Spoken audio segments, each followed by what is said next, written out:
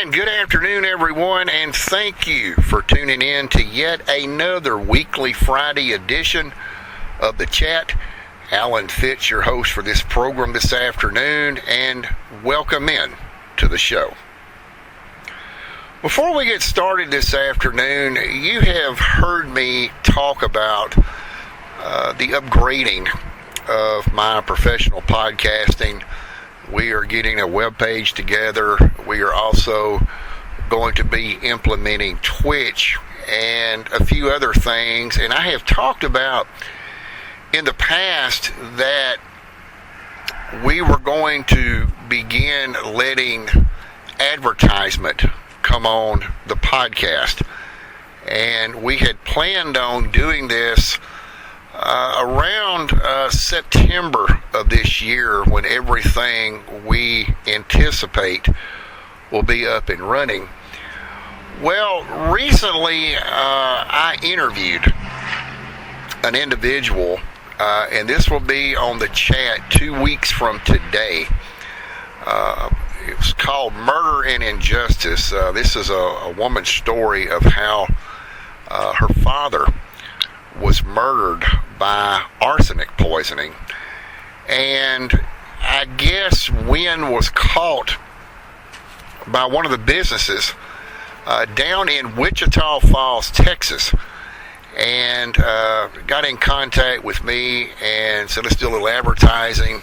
I'd like to check out your podcast and everything. So we do have an advertiser for the show this afternoon. It is Texoma Tire. They're located at 2601 Seymour Highway, down in Wichita Falls, Texas.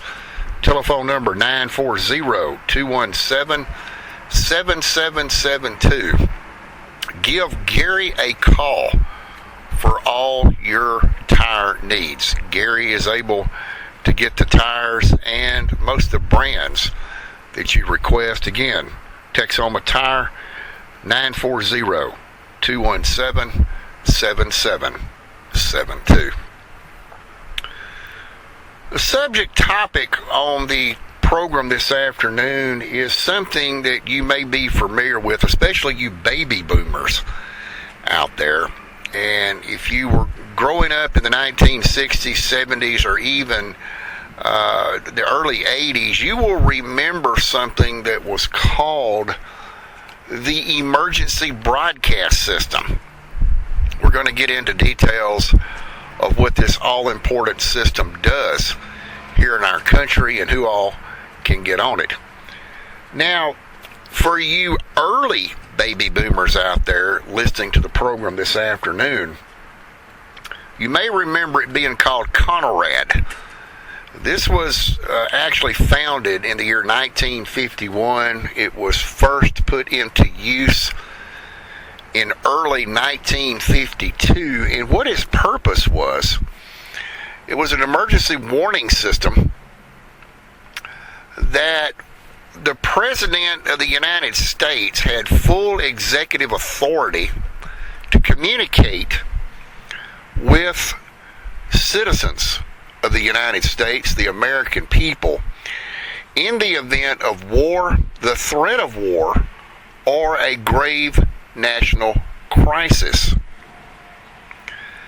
Now, the launch date for the emergency broadcast system actually occurred in 1963. This is when the name, the emergency warning system, was actually being used. Back in 1963, they changed the name, the Conrad system, to the Emergency Action Notification System. Then in the bicentennial year here in the United States, 1976, this is where it became the Emergency Broadcast System. Now, let me introduce you to something right quick that I know all of you out there have heard. Take a listen to this.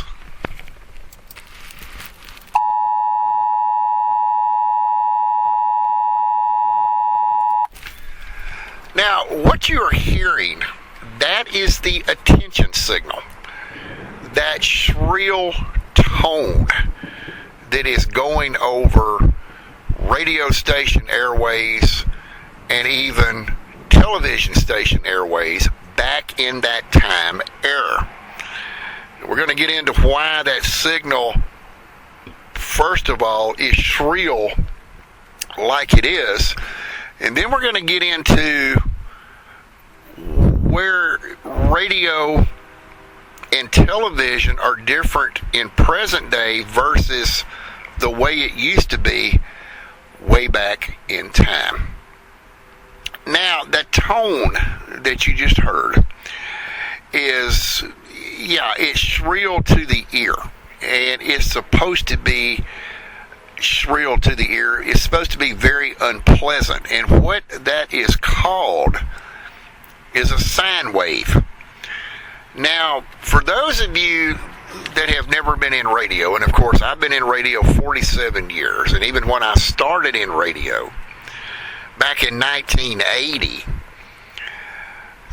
the sine waves of 853 to 960 hertz were already developed here in the United States and approved for use by the Federal Communications Commission, or the FCC.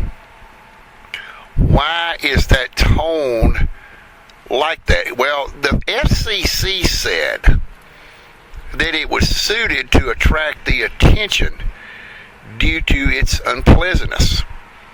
Now, let's talk about the emergency broadcast system, which now is known as the emergency alert system.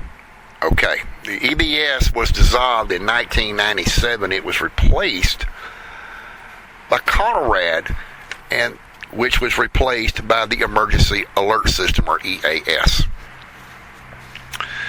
For you baby boomers, again, you will remember listening to radio, and you would, just for no apparent reason and without any notice, the radio station that you were listening to, if they were in voluntary cooperation with the FCC, and that's the key word I want to point out here, voluntary cooperation. No radio station, AM or FM, has ever been ordered by the FCC to follow through with the implementation of the EBS system in their control rooms. And of course, we can't talk about internet radio because internet radio wasn't created until 1999, and internet radio is governed much different. You don't have EBS tones that come out on internet radio. But the Federal Communications Commission in Washington, D.C. said that stations that have voluntary cooperation, now these are the stations that want to participate with that attention signal. So to kind of give you a little bit of a background history with EBS, in the 47 years that I have been in radio, it's very simple. You're in the control room. Back in those days, you spun records. You had to cue your own records on a turntable. Now everything is digital and computerized. So you would be playing records on the air, possibly during an afternoon show. And all of a sudden, without any warning, and the station was a voluntary cooperative platform to that EBS signal. All of a sudden, and we didn't even have control of it, folks. They would come on. The FCC would come on, and it was every radio station in the United States of America that was in voluntary cooperation, whether they would start off doing all the AM stations first, and then they'd do the FM stations. So what you would have, and you heard the same message would come across television, is this is a test of the emergency broadcast system. This station is conducting a test This is only a test, and then for 25 full seconds, you would hear this.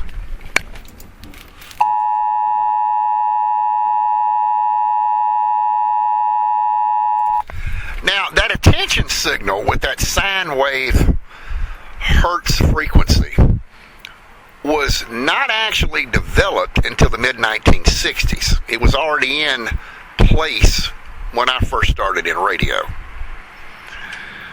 The same held true with television stations. Television stations would go to a slide. And to give you some information on that, and if you're from the Southeast Texas area, and you're a baby boomer, you'll remember this. Channel 6 down in Beaumont, KFDM TV. And I remember this very vividly.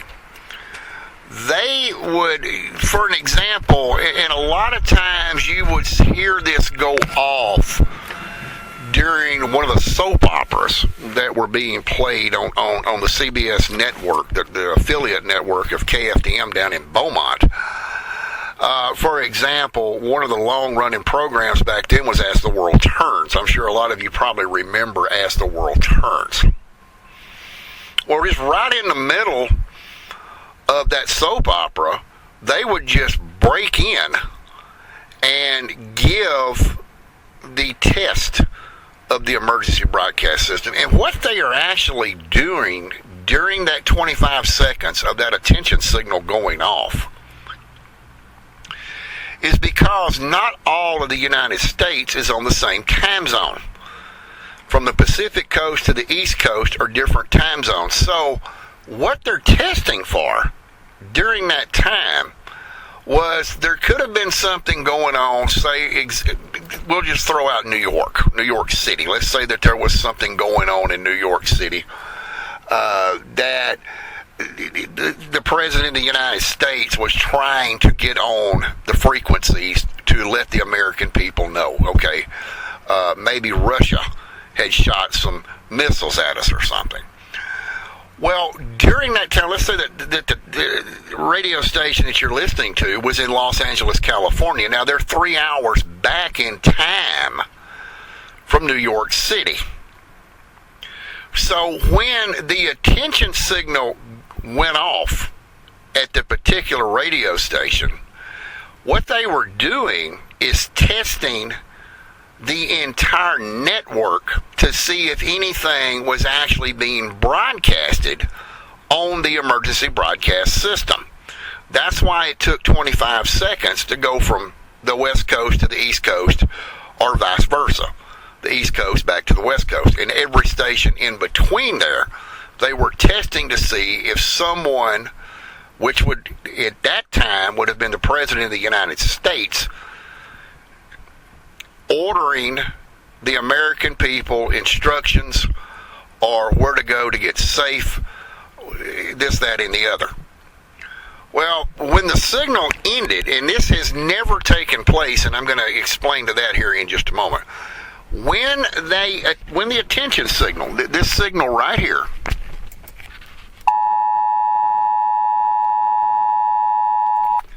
when that signal had concluded itself at the end of 25 seconds, then it didn't matter whether you were listening to radio or whether you were listening to television. You would have what is called an outro to that. This has been a test of the emergency broadcast system. The volunteers in your area, in cooperation with federal, local, and state authorities, have developed this system, If it had been an actual emergency, the attention signal you just heard would have been followed by news or official information. Well, at that time, the President of the United States would have come in on the microphone that is located in the White House, in the Oval Office, and he would have been giving instructions at that time. Now, to give you a little bit of history about the emergency broadcast system, or the emergency alert system as it is called today, it has been activated 20,000 times. And yes, folks, you are hearing me correctly. 20,000 times but it has never been actually used for a national crisis in this country. The 20,000 times of activation occurred between 1976 and 1996, and that was used basically to broadcast civil emergency messages and warning of severe weather hazards. So, on the national level, we're going to get to that in a moment. So, in today's time, the radio station itself is manually going in and testing the emergency broadcast system. Is what you're hearing on AM and FM radio stations today. They have the voluntary cooperation, and they've been set up with the proper equipment basically to stop programming, push a button, and that EBS signal goes off. They're testing the network.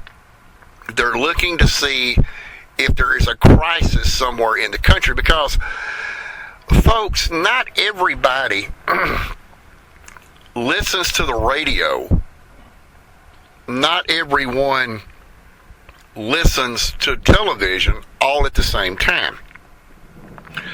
So that is where something could be happening in one part of the country where the other part of the country don't even know what's going on. And that is why the EBS test system is activated periodically. As a matter of fact, in today's time, it is required to be activated or tested at least once every 30 days. I do believe that the Federal Communications Commission still has that rule in place. Now, let's talk about the national level EBS, or Emergency Alert System. And remember, I'm used to saying EBS, the Emergency Broadcast System, when technically the true name is Emergency Alert System. So when you hear me say EBS, think of EAS, because I was raised back in that time era. I'm old school.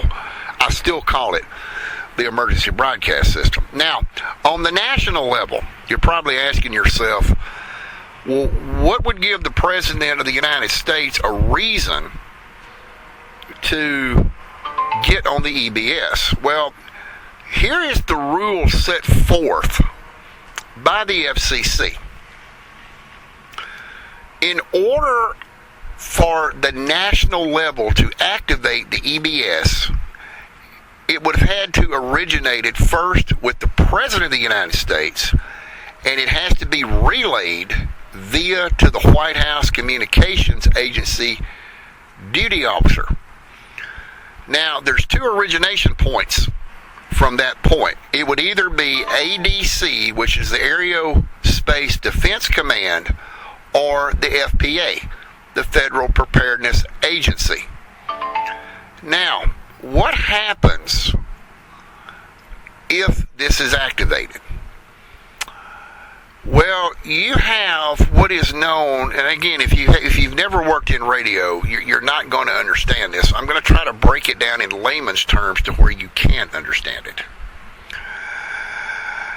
It would be the participating telecommunications common carriers, radio and television networks, along with the Associated Press and United Press International, would receive and authenticate by means of code words an emergency action notification. So, let's say that a national level crisis is broken out. Well, President Donald J. Trump would get on the emergency broadcast system and give official news and information to the American people. Meanwhile, and we're going to go back, remember me talking about not everybody listens to the radio and television all at the same time. Some people may be at work, prohibited from listening to radio. Other people may be sitting out at their pool on a day off, drinking cold beer, not listening to radio, just relaxing out in the sun. What would happen at that point is the president is on the EBS system. Now, what happens while the president is live? He is being recorded. When he comes off the EBS system, that recording is forwarded to the White House press secretary, in which case this would be Caroline Leavitt. She would forward the recording to those agencies just mentioned, the ADC or the FPA, and the Associated Press and United Press would get a teletype together and begin playing that live broadcast by recording methods over and over and over. I want to throw this up also, that the president having the exclusive and executive authority to get on the emergency broadcast system cannot and shall not, under any shape, form, or fashion, be interrupted during his broadcast. That is a serious FCC violation. Radio station, television station could pay an erroneous fine and probably lose their licenses. Now, since 1951, on the national level, it has never been activated. It was activated, and we talked about this last week on the show, during the Rodney King riots out in Los Angeles. Briefly, it was activated. It was never activated during 911. It was never activated during the plane crash in Pennsylvania, the attack on the Pentagon, and the World Trade Centers. Why it was not activated, I do not have the answer for that. But had it been activated during that time, it would have been the first time in USA history that it was activated on the national level. Let me get to the closing part of this, of where now it is different on radio and television. Television stations, and going back into Beaumont again from KFDM when I was growing up, you may remember the color slide that they would interrupt the program with the initials EBS in Easter egg logos, the shape of Easter eggs. And one of the reasons that they used Easter eggs is because the full implementation of the system from the EBS to the emergency alert system was about to take place on the weekend of Easter weekend in 1976. And that's why they used the Easter eggs with the black lowercase EBS lettering during that time period. Television stations now are much different. They do not interrupt broadcasting unless it is on the national emergency level. Simply testing the EBS system, you can sit there and watch your program. You're not going to be able to hear any audio because they are now required to issue 3 beep, beep, beep, short tone beeps while it scrolls at the bottom of your screen. New changes were implemented in 1976 from the EBS to the EAS. Some of you baby boomers may remember that slide when it went out on Channel 6 back in those days. I know it's aggravating to listen to a radio station or listen to a television station and hear this.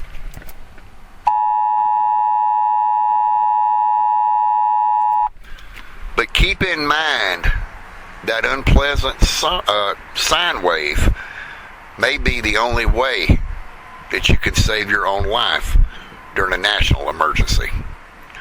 I hope this has been productive and educational to the listeners out there. Next Friday, we're going to talk about Independence Day because the chat does fall on July the 4th.